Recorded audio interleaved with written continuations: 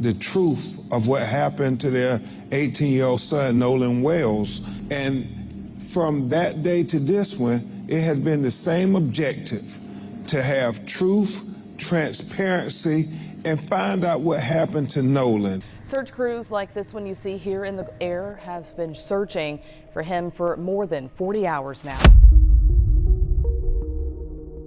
Imagine waking up to a phone call in the middle of the night, only to discover that your 18-year-old son has been left completely alone on a wild desert island 12 miles out at sea.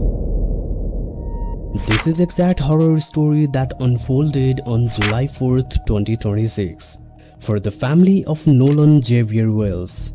If you are a true crime follower or just someone who cares about justice, this case will make you stop and think about how quickly a normal holiday can turn into an absolute mystery. Nolan was an incredible kid, a South-out football and soccer athlete who had just graduated from Ocean Springs High School, which is in Mississippi. Everyone in his small coastal town knew him for his bright smile, his kind heart, and the big college future that was waiting for him in the fall. On that holiday morning, Nolan boarded a private boat named the Triton with a group of friends. If you look at the early photos and taken on their cell phones that day, Nolan is smiling and having a great time on the water. But as the afternoon rolled in, something changed. This brought a sharp detail into the light that would soon capture the attention of millions of people across the United States. Because Nolan was black, and every other teenager on that boat was white. Within days, the case sparked heavy national debates about race, equality, and how law enforcement treats missing minority teenagers. The other teens claimed it was just a regular summer party before college. But the ultimate outcome was tragedy and left a family completely broken and community demanding real transparency. When you look closely at how this investigation began, the red flags start to show you up immediately. High school friends later pointed out that while Nolan was friendly with everyone, he was not actually part of the wealthy inner circle of best friends who owned the Triton. He was an outsider invited along for the day. This dynamic makes you ask a serious question.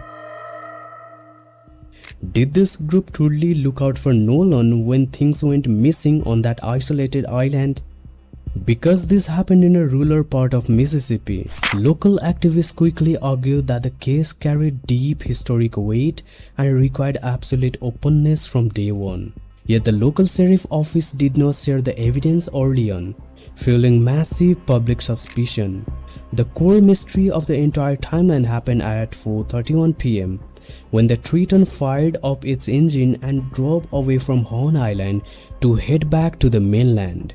But Nolan did not get back on that boat. He was left completely stranded on the wild strip of sand with no phone, no car keys, no food, no water, and absolutely no way to cross 12 miles of open ocean. The teenagers told the police a story that is hard for many to believe. They claimed Nolan chose to stay behind by himself because he thought he could get a ride from a different boat. And from what I was told, they told Nolan, get on the boat, man, get on the boat. And he decided, because he's an adult, that he was going to stay behind. And all the boys that they've been accusing, and they saying it had something to do with his death, they were all gone at 4:30. Nolan's family instantly rejected this, knowing their responsible son would never leave himself stranded in the middle of nowhere without a lifeline. The timeline gets even more confusing when you look at how long it took for anyone to report Nolan missing. Nolan's mother, Christine Wonsley, she spent evening terrified, so nearly 6 hours after the boat had returned to the land, that one of the teenagers finally called her to say that they could not find Nolan anywhere. Think about the gap of the time.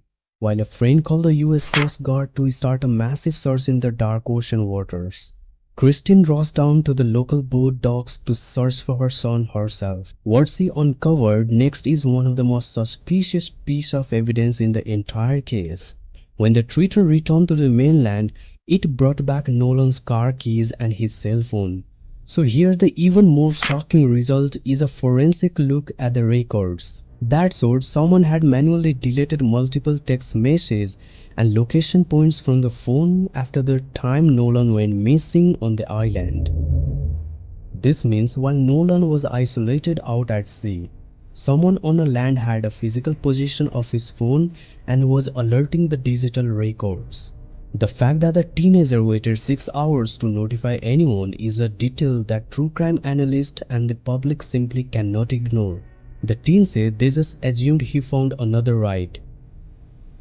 But the physical evidence makes the excuse incredibly weak. On July 6th, 2 days after the trip, rescue teams finally pulled Nolan's body out of the water near Horn Island. The local sheriff, John Ledbetter, quickly told news reporters that detectives did not think a crime had happened, stating that the teenagers were cooperating fully. By immediately backing the teen's story, the sheriff office set an official narrative that the family felt was rushed and deeply flawed.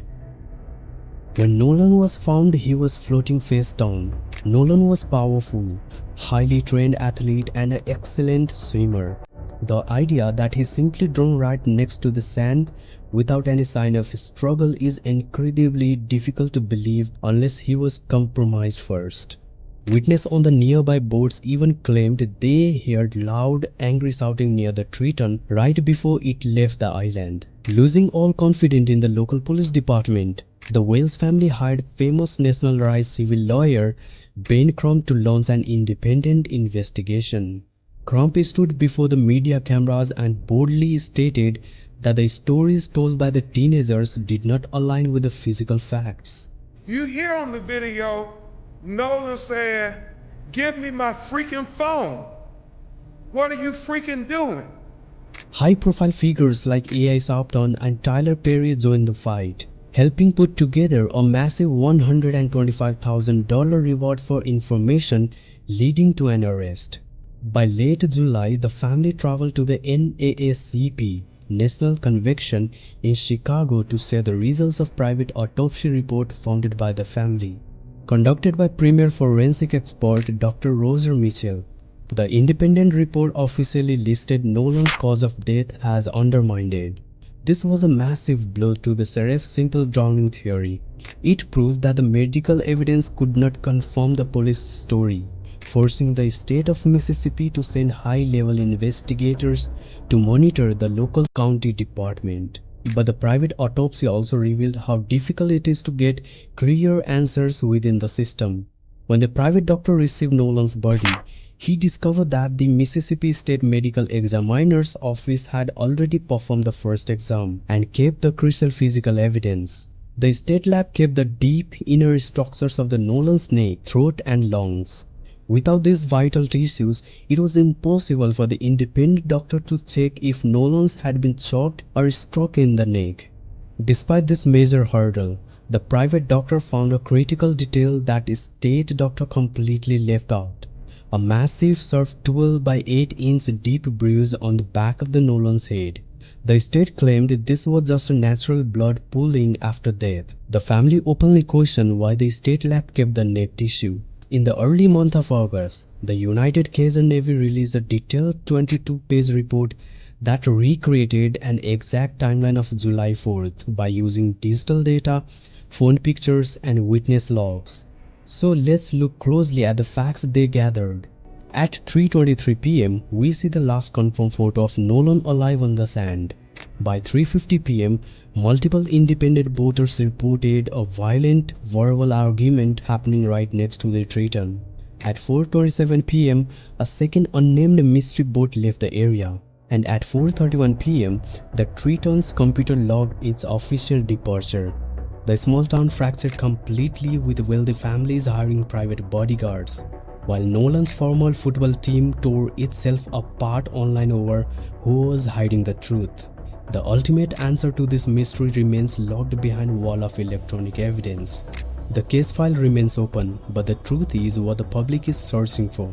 Every month, the Wells family organized peaceful marches outside the county courthouse, keeping Nolan's name alive, waiting for the grand jury to finally look at the hidden evidence and uncover what really happened on that island.